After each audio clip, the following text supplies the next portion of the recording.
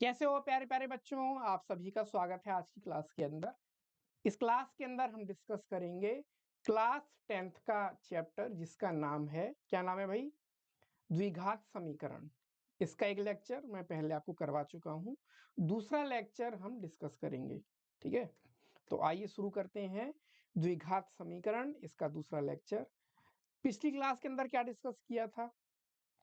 पिछली क्लास के अंदर हमने पढ़ा था कि द्विघात समीकरण होती क्या है, उनको पहचानते कैसे हैं। वो कुछ हमारे पास वर्ड प्रॉब्लम आती थी, उनके अंदर हम द्विघात समीकरण बनाते थे। ठीक है, आप आज का चैप्टर क्या होगा, जो समीकरण बनाई हैं उनको हल कैसे करना है वो सीखेंगे। तो आइए आगे बढ़ते हैं। और आप लोग आगे बढ़ने से पहले हमारा टेलीग्राम चैनल जरूर डाउनलोड करो, सॉरी टेलीग्राम चैनल जरूर ज्वाइन करो। यहाँ पर क्या होगा, यहाँ पर जो भी हम रेगुलर क्लास में पढ़ाते हैं, नोट्स पीपीटी वगैरह जो भी यहाँ पे मैं लिखवाता हूँ, वो आपको इजीली टेलीग्राम पे मिल जाएंगे। चैनल, ये लिंक आपको डिस्क्रिप्शन में दे रखा है, इस लिंक पर क्लिक करो, सीधा कहाँ पहुंच जाओगे? टेलीग्राम पे। अगर टेलीग्राम चलाते हो तो वहाँ पे हमारा चैनल को ज्वाइन कर लेना। तो जो भी ये आज की पीडीएफ है या पुरानी पीडीएफ है, सब मिल जाएंगी आसानी से। उनको जब चाहे तब डाउनलोड कर सकते हो। लेक्चर के दौरान आपको चीजें लिख लिख कर देखने की जरूरत नहीं पड़ेगी, आप सिर्फ समझने पर ध्यान दो। समझ जाओगे तो फिर बाद में प्रैक्टिस भी कर लेना और नोट्स इजीली डाउनलोड कर लेना टेलीग्राम से। ठीक है, और जो लोग टेलीग्राम नहीं चलाते हैं वो क्या करो, वो प्ले स्टोर पे जाओ और प्ले स्टोर से सर्च करो टेलीग्राम। आपका ये इस आइकन वाला ऐप मिल जाएगा, उसको इंस्टॉल कर लेना। इंस्टॉल करने के बाद साइन अप कर लेना और साइन अप करने के बाद वापस इस लिंक पर क्लिक करोगे तो वापस हमारा चैनल खुल जाएगा, ज्वाइन कर लेना। तो जितनी भी हमारी नई पुरानी पीपीटी पीडीएफ वगैरह हैं, इस चैनल पे आप आसानी से देख सकते हो। ठीक है, चलो अब डिस्कस करते हैं कि द्विघात समीकरणों को हल कैसे किया जाता है। इसकी एक पहली विधि है जो आज हम डिस्कस करेंगे, जिसको बोलते हैं गुणनखंड विधि या फैक्टराइजेशन मेथड। हम क्या करेंगे, जो हमको समीकरण दे रखी है, जैसे यहाँ पे ये समीकरण दे रखी है, इसको गुणनखंड विधि से हल करना है। तो गुणनखंड विधि देखो कहती क्या है, वो कहती ये है कि ये जो आपको दे रखी है समीकरण, इसके गुणनखंड कर लो। और गुणनखंड कैसे करेंगे, ये जो बीच का हिस्सा है ना, हम इसको दो अलग अलग हिस्सों में तोड़ेंगे। जैसे ये 5x लिखा है, इस 5x को हो सकता है हम 2x और 3x में तोड़ें, या 1x और 4x में तोड़ें, या 6x और माइनस का x में तोड़ें, है ना। तो इसको इस तरीके से तोड़ने के बाद हमारा ये सवाल थोड़ा आसानी से सॉल्व हो जाएगा। अब कब तोड़ना है, कैसे तोड़ना है, वो इस चैप्टर में डिस्कस करेंगे। देखो जरा तरीका क्या है, तरीका सीखो। आपको जो समीकरण दे रखी है, पहला काम ये करना कि जो भी आपको समीकरण दे रखी है उसको स्टैंडर्ड फॉर्म में बदलना। जो पिछली क्लास में पढ़ा था, ax² + bx + c = 0 वाला। तो ये वाली समीकरण स्टैंडर्ड फॉर्म में है ना। दूसरा काम क्या करना है, दूसरा काम आपको ये करना है कि जो यहाँ पे x² का कोफिशिएंट आ रहा है a, इसको पॉजिटिव रखना। इसको क्या करना, पॉजिटिव करना। जैसे यहाँ पे तो 2 दे रखा है, अपने आप पॉजिटिव है ये, लेकिन मान लो अगर ये प्लस का 2 ना हो के माइनस का 2 होता, तो मान लो ये समीकरण दे रखी होती, तो क्या करते? तो एक काम कर लो, पूरी इक्वेशन को माइनस से गुणा कर दो। तो पूरी इक्वेशन को माइनस से गुणा करते तो आपको ये मिल जाती, एक ही बात है। ठीक है ना, तो इसके गुणनखंड आप करना, तो वो ज्यादा आसानी से हो जाएंगे। तो पहला काम क्या करना है कि आपको जो स्टैंडर्ड तरीका है उसके अंदर समीकरण बदलनी है और x² का कोफिशिएंट को पॉजिटिव रखना है। ठीक है, तो ये दो काम जरूर आप ध्यान से करना। इसके अंदर ऑलरेडी ये सब दे रखा है। चलो, ये करने के बाद क्या करेंगे, ये करने के बाद आप क्या करो, ये जो एक्स स्क्वायर का कोफिशिएंट है 2 और यहाँ पर है कांस्टेंट 3, इनकी आपस में कर दो मल्टीप्लाई। तो मान लो 2 इंटू 3 मल्टीप्लाई करके 6 आया, है ना।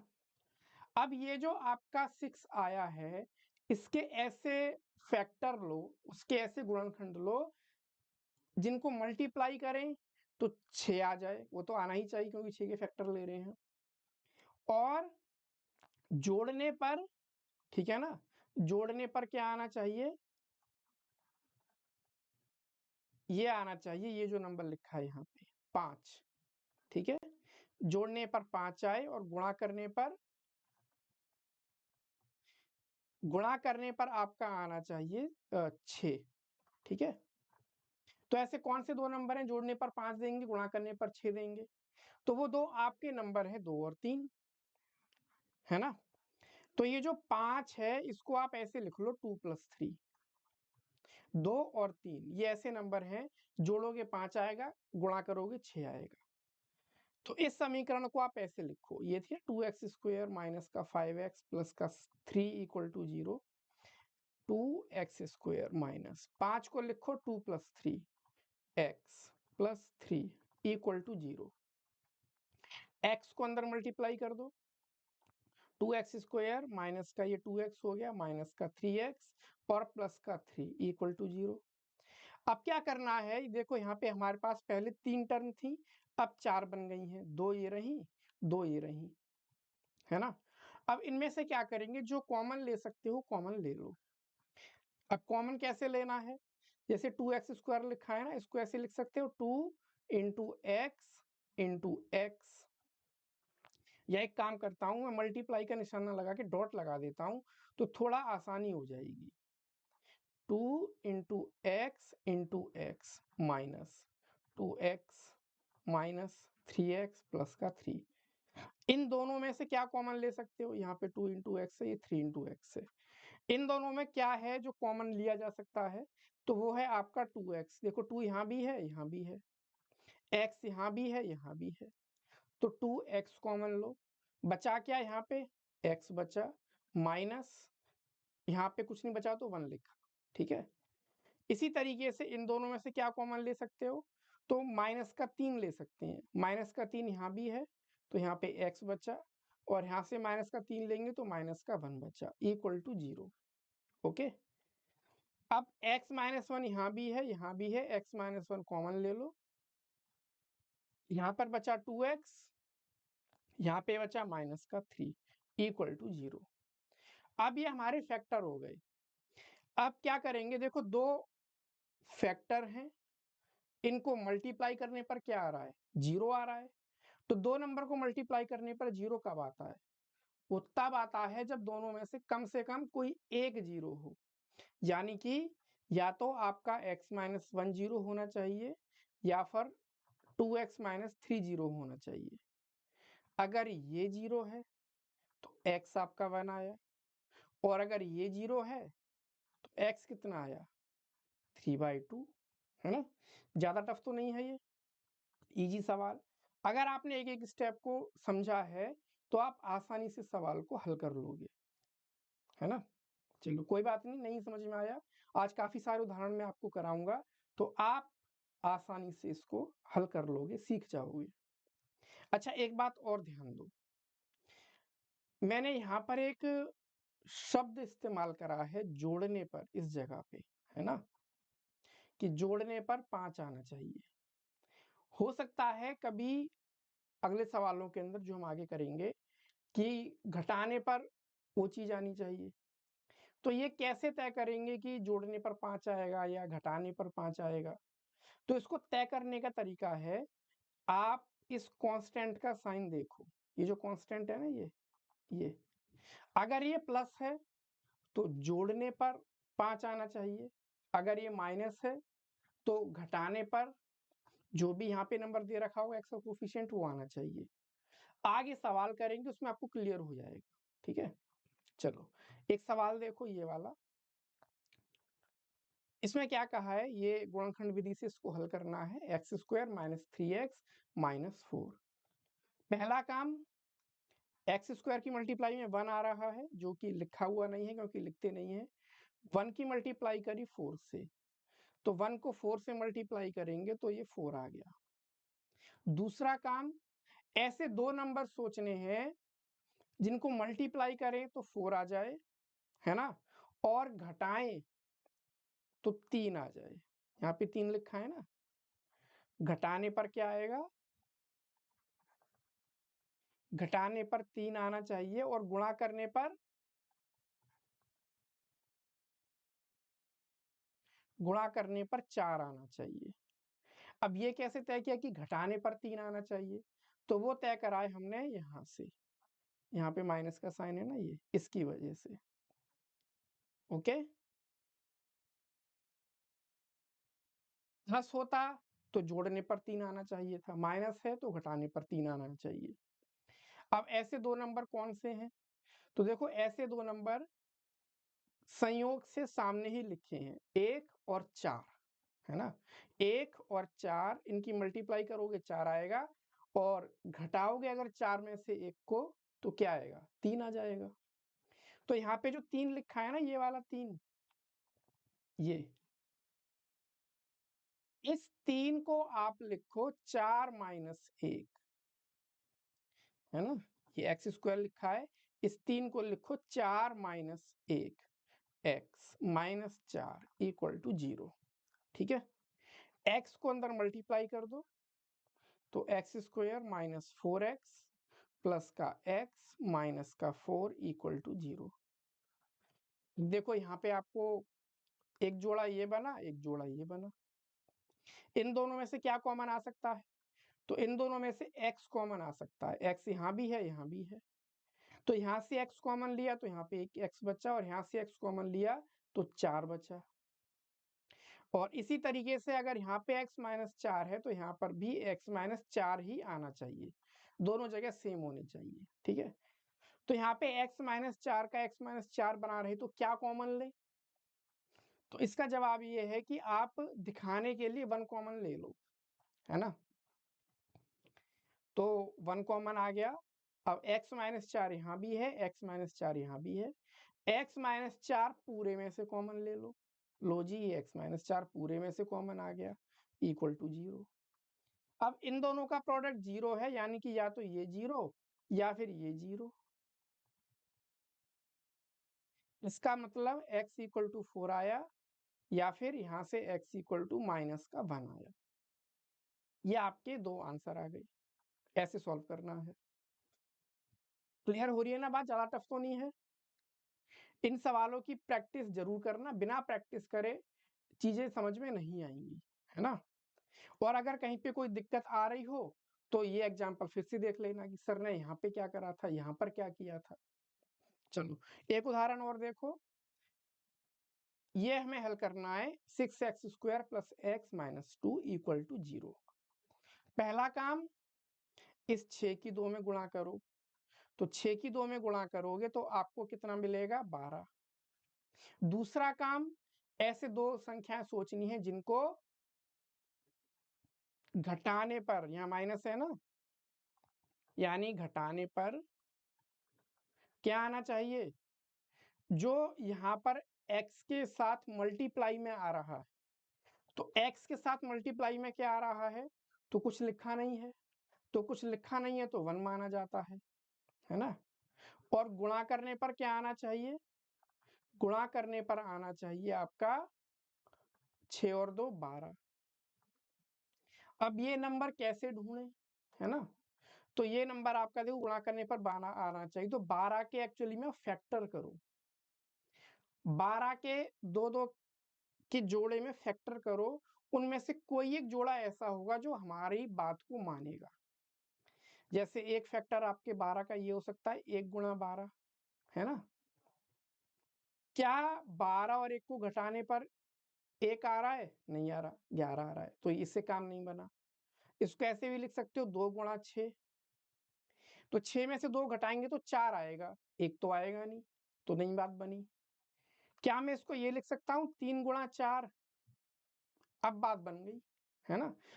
4 में से 3 घटाएंगे तो 1 आएगा, और गुणा करने पर 12 आ रहा है, तो यहाँ पे जो ये 1 है इसको लिखो 4 माइनस 3, तो ये जो 6x² है इसको ऐसे लिखा प्लस 4 माइनस 3x और माइनस का 2 ऐसे के ऐसे ही अंदर मल्टीप्लाई कर लो। 6x², x को अंदर मल्टीप्लाई करा 4x minus 3x minus 2 equal to 0। अच्छा देखो, आपको अपनी कॉपी में सिर्फ इतना हिस्सा लिखना है, ये तो बाकी रफ काम है, ठीक है। ये सब चीजें तो साइड में आपको अपने मन में करनी है, कॉपी में सिर्फ ये लिखा जाएगा जहां पे आप समीकरण हल कर रहे हो। अब देखो इन दोनों में से क्या कॉमन ले सकते हैं, तो इसके लिए क्या कर लेते हैं, थोड़ा सा इसको हम ऐसे लिख लेते हैं। 6 को लिख लिया 3 इंटू 2 और ये x² को लिख लिया x इंटू एक्स प्लस 4 को लिखा 2 into 2 x as it is minus 3 into x minus 2 equal to 0। अब आप देखो इन दोनों में से क्या क्या कॉमन लिया जा सकता है। एक तो देखो 2 कॉमन ले सकते हो, दो दोनों के पास है। x भी कॉमन ले सकते हो, x भी दोनों के पास है।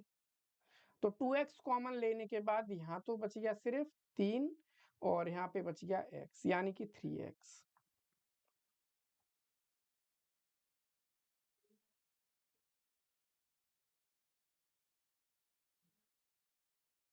और 2x कॉमन लेने के बाद यहाँ पे बच गया 2, तो ये 2 आ गया। और यहाँ पर भी 3x प्लस 2 ही आना चाहिए। अब वो कब आएगा, वो तब आएगा जब आप इन दोनों में से माइनस कॉमन ले लोगे, तो माइनस का 1 कॉमन आ गया। अब 3x प्लस 2 यहाँ भी है यहाँ भी है, दोनों में से कॉमन ले लो। यहाँ पे है 2x और यहाँ पर है माइनस का 1। अब इन दोनों का प्रोडक्ट -1 यानी कि एक या तो ये 0 या फिर ये 0। इसको 0 के इक्वल रखोगे तो x मिला माइनस का 2/3 और इसको 0 के इक्वल रखोगे तो x मिला 1/2। ये आपका उत्तर आ गया, या तो x माइनस का 2/3 या x माइनस का 1। तो ज्यादा टफ तो बिल्कुल भी नहीं है ना, आसान सा है। प्रैक्टिस जरूर करना, आपकी बुक के अंदर काफी अच्छे सवाल दे रखे हैं। एक सवाल और देखो, इससे आपको और क्लियर हो जाएगा करना कैसे है। ये समीकरण दे रखी है 6x² माइनस का 19x प्लस के 10 बराबर 0।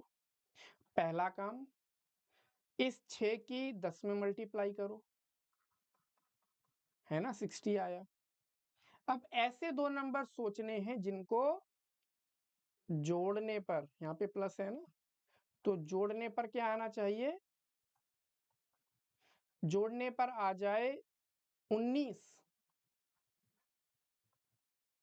और गुणा करने पर क्या आना चाहिए,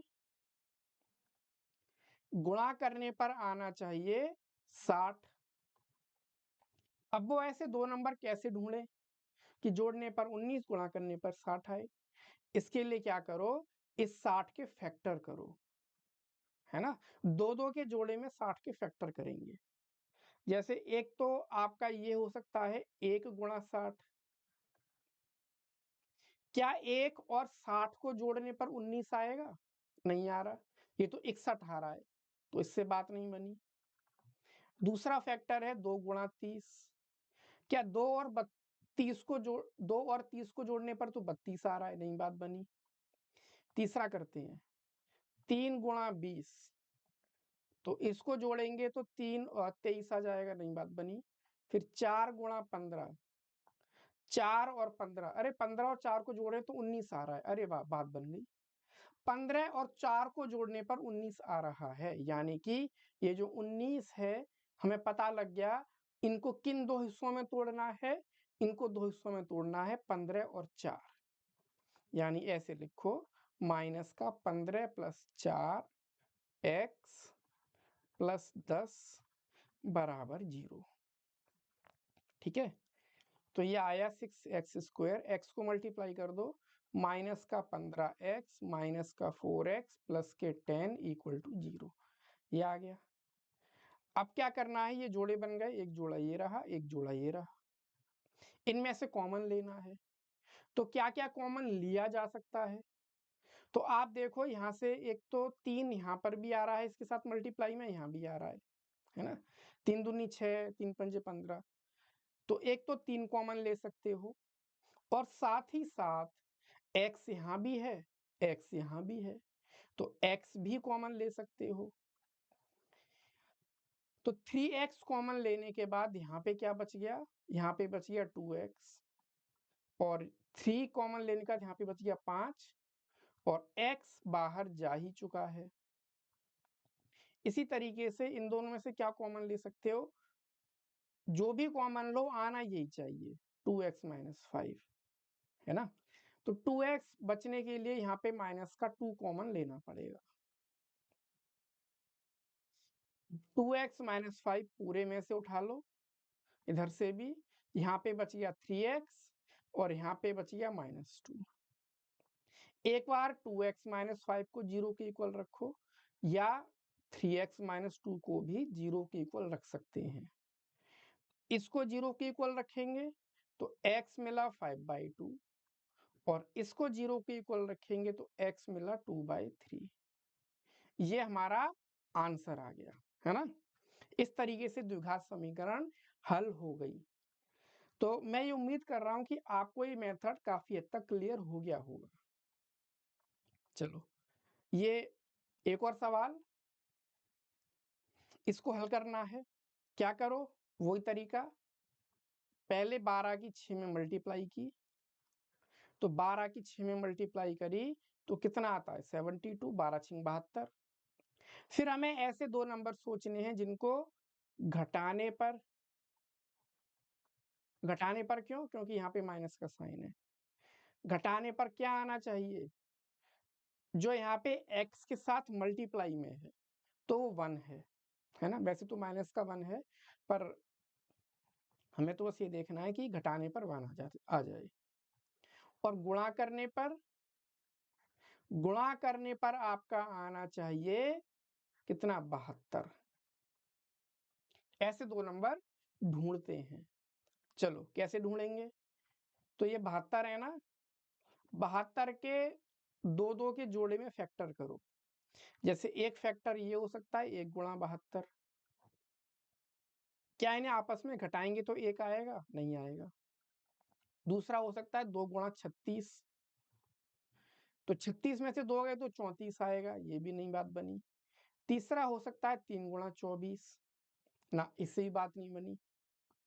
चौथा हो सकता है 4 गुणा 18, है ना, 18 को 4 से गुणा करेंगे तो 72 आता है, तो 18 में से 4 गए तो भी बात नहीं बनी। फिर अगला है आपका 5, नहीं 5 से तो भाग ही नहीं होगा, 6, हाँ, 12 6 72, 6 गुणा 12, क्या 6 और 12 को घटाएंगे तो 1 नहीं आ रहा है, नहीं बात बनी। फिर 7 से तो भाग होगा ही नहीं, 8, 8 निम 72, हाँ देखो यहाँ बात बन गई। 9 में से 8 घटाएंगे तो आपका क्या आएगा, तो आपका 1 आएगा, है ना। तो ये जो 1 लिखा है यहाँ पर, इसको किन टुकड़ों में तोड़ेंगे, इसको तोड़ेंगे 9 - 8, है ना, 9 में से 8, -6 = 0। अब हमारा काम बन गया।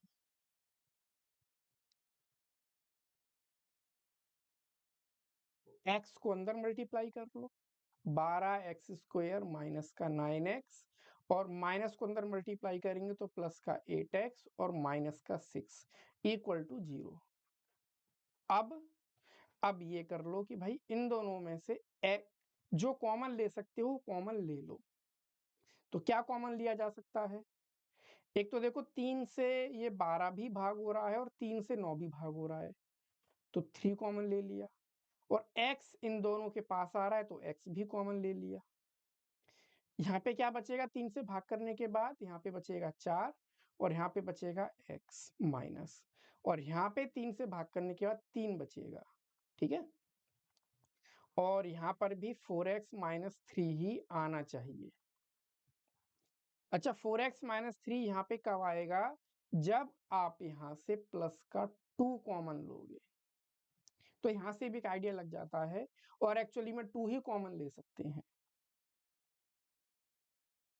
यहाँ भी 4x माइनस 3, यहाँ भी 4x माइनस 3, 4x माइनस 3 दोनों में से कॉमन लिया, तो यहाँ पे बचा 3x और यहाँ पे बचा प्लस का 2 इक्वल टू 0। एक बार इसे 0 के इक्वल रखो, या इसको भी 0 के इक्वल रख सकते हो। इसको 0 के इक्वल रखा तो x आ गया 3/4, और उसको 0 के इक्वल रखोगे तो x आएगा माइनस का 2/3।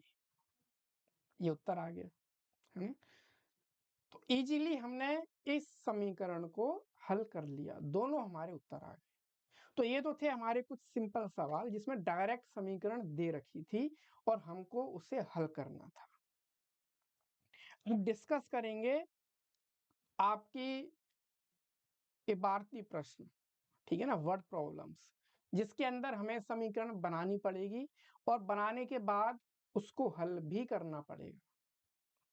जैसे एक सवाल देखो, दो क्रमागत धन पूर्णांक ज्ञात कीजिए जिनके वर्गों का योग 41 है। हमें क्या बताना है? दो क्रमागत, क्रमागत यानी कि लगातार, एक के बाद एक धन पूर्णांक ज्ञात करो, ठीक है, पॉजिटिव इंटीजर बताने हैं, और उनके वर्गों का योग क्या आना चाहिए? उनके वर्गों का योग 41 आना चाहिए। तो देखो उसको ऐसे हल करेंगे, माना,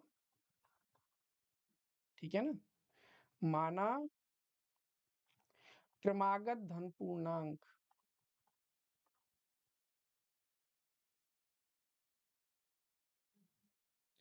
x तथा x प्लस 1 है, ठीक है।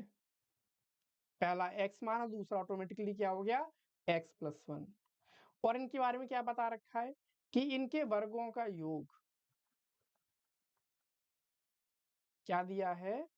इनके वर्गों का योग कितना है? 41 है ना। तो इसको हल कर लो, x square plus x plus 1 का होल स्क्वायर करेंगे तो ये x square plus 2x plus का 1 ऐसे खुल गया, है ना। a प्लस बी के होल स्क्वायर वाला सूत्र आप लोगों ने पढ़ा है ना, a प्लस बी का होल स्क्वायर क्या होता है? ये होता है ना a square plus 2ab plus b square. उसी सूत्र से इसको खोला है। अच्छा, एक्स स्क्वायर और एक्स स्क्वायर मिलकर हो गए 2x स्क्वायर, और ये प्लस का 2x और ये प्लस का 1। 41 जब यहाँ पे आएगा तो माइनस का 41 हो जाएगा, इक्वल टू 0। तो आपको ये मिला 2x स्क्वायर प्लस का 2x, एक में से 41 गया तो माइनस का 40, ये आ गया, है ना। अच्छा, अब ये जो समीकरण आपके पास आई है, चाहे तो इसको डायरेक्टली हल कर सकते हो, कोई दिक्कत नहीं है, या चाहो तो थोड़ा सा इसको और सरल कर सकते हो अपने लिए, फिर हल कर लेना, तो थोड़ा काम और आसान हो जाएगा।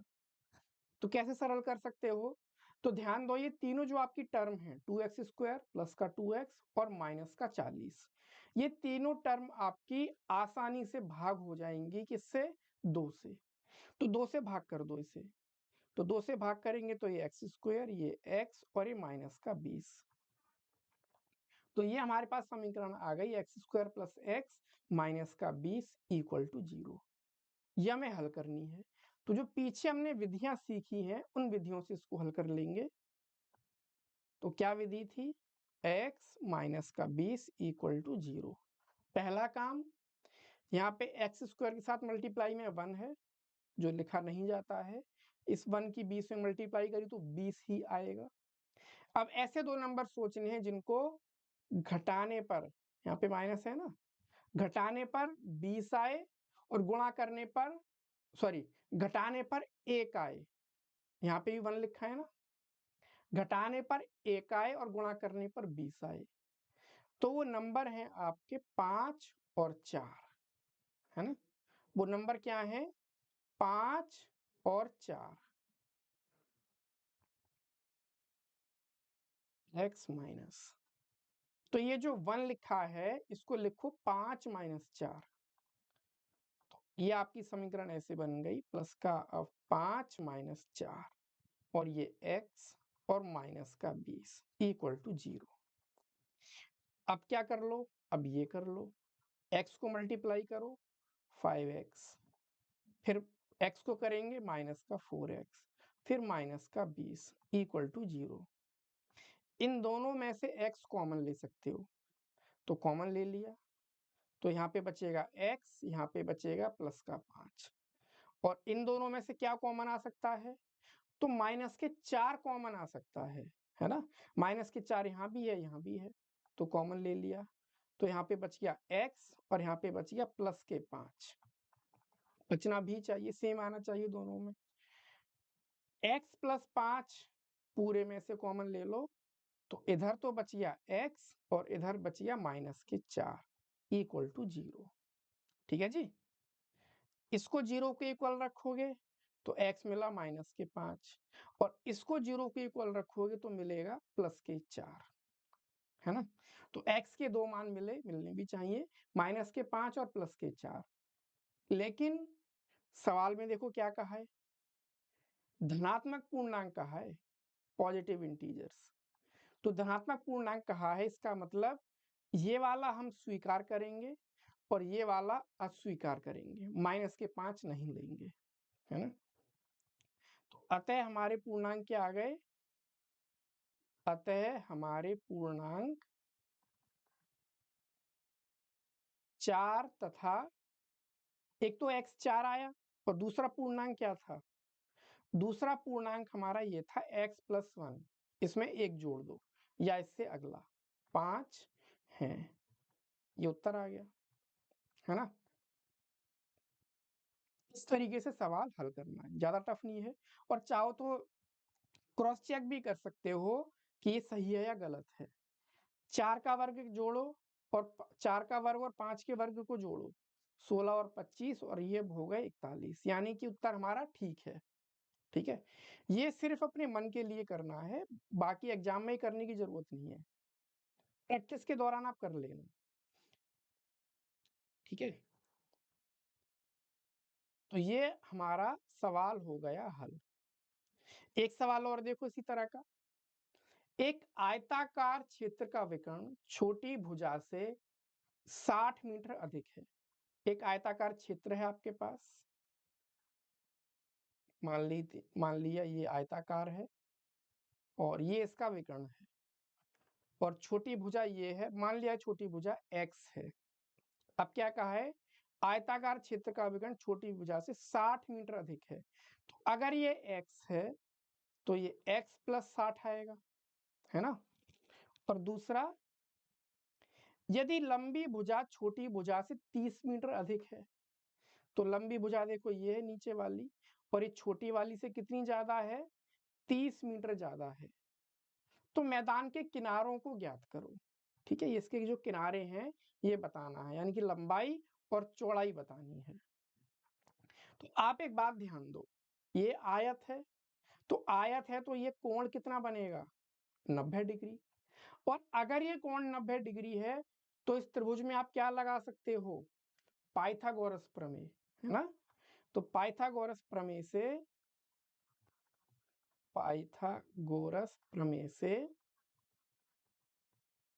तो क्या थी पाइथागोरस प्रमेय, तो पाइथागोरस प्रमेय ये थी कि कर्ण का वर्ग यानी x प्लस 60 का वर्ग, ये आएगा लंब का वर्ग प्लस आधार का वर्ग, है ना। ये आ गया। अब इसको ओपन कर देंगे a प्लस बी के होल स्क्वायर के सूत्र से। x प्लस 60 का स्क्वायर करेंगे तो x का स्क्वायर प्लस 2ab यानी कि 120x प्लस 60 का वर्ग 3600 equal to x square plus x plus 30 का वर्ग, तो ये हो गया एक्स स्क्वायर प्लस 30 का वर्ग 900 और ये आ गया 60x। ठीक है, अच्छा जी। अब देखो एक्स स्क्वायर आपका यहाँ भी है यहाँ भी है, तो कट गए आपस में, बचा क्या क्या, देखो बचा आपका एक्स स्क्वायर एक तो ये रहा, ठीक है, और प्लस का 60x। ये जो 120x है इसको दूसरी तरफ ले आते हैं और यहाँ पे छोड़ देंगे कुछ भी नहीं, तो ये माइनस के 120x हो जाएगा, है ना। फिर आपका ये प्लस का 900 बैठा हुआ है और ये जो 3600 है इसको भी दूसरी तरफ ले जाएंगे तो माइनस के 3600 हो जाएगा। तो देखो इस तरफ क्या आया हमारे पास, एक्स स्क्वायर तो है ही, 60 में से 120 गए तो माइनस के 60x, और 900 में से 3600 गए तो माइनस के 2700। ये उत्तर आ गया, ठीक है। उत्तर नहीं, ये समीकरण आ गई जिसको हमें हल करना है। तो आइए इसको हल करते हैं। क्या है हमारी समीकरण, एक्स स्क्वायर माइनस के 60x माइनस के 2700। तो हमें ऐसे दो नंबर सोचने हैं जिनको गुणा करें तो 2700 आ जाए और घटाएं तो 60 आ जाए, है ना। तो ये आपके 90 और 30 हैं। 90 में से 30 गया 60, और 90 और 30 की गुणा करोगे तो 2700 आ गया। तो इस 60 को ऐसे लिख लो, 90 माइनस 30, और ये x और माइनस के 2700 इक्वल टू 0। x को अंदर गुणा कर दो तो माइनस के 90x और माइनस माइनस प्लस के 30x और माइनस के 2700 इक्वल टू 0। यहां से क्या कॉमन ले सकते हो, x कॉमन ले सकते हो, तो यहाँ बचेगा x माइनस 90, और इन दोनों में से क्या कॉमन ले सकते हो, तो इन दोनों में से 30 कॉमन ले सकते हो, ठीक है। तो ये 30 कॉमन आया, यहाँ बचा x और यहाँ बचा 90 इक्वल टू 0। x माइनस 90 दोनों में से कॉमन ले लो, तो यहाँ पे बच गया x और यहाँ बचा प्लस का 30 इक्वल टू 0। देखो इसको 0 के इक्वल रखोगे तो x मिलेगा प्लस का 90, और इसको 0 के इक्वल रखोगे तो x मिलेगा माइनस के 30, ठीक है। अब देखो हम चूंकि आयत की भुजा निकाल रहे हैं तो आयत की भुजा नेगेटिव तो होती नहीं है, तो ये हो जाएगा रिजेक्ट और ये हो जाएगा सिलेक्ट। तो x क्या है, x की वैल्यू आ गई 90। तो आयत की भुजाएं क्या आ गई, तो आयत की भुजाएं आ गई, एक तो आई है 90 और दूसरी क्या थी 90 प्लस 30, x प्लस 30 है ना, तो इसमें 90 प्लस 30 यानी कि 120 मीटर। ये उत्तर आ गया आपका, ठीक है। तो आई होप आपको ये क्लियर हो गया होगा कि ये सवाल कैसे बनाए जाते हैं और फिर इनको हल कैसे किया जाता है, ठीक है। अपनी किताब के सवाल जरूर कर लेना। अभी के लिए इतना ही, और आप लोग हमारा टेलीग्राम चैनल भी ज्वाइन करो, और हमारा यूट्यूब पर देख रहे हो तो चैनल सब्सक्राइब करो, बेल आइकन भी दबाओ। अच्छे से पढ़ाई करो, अच्छे से एंजॉय करो, अच्छे से मस्ती करो। मिलते हैं अगली क्लास के अंदर।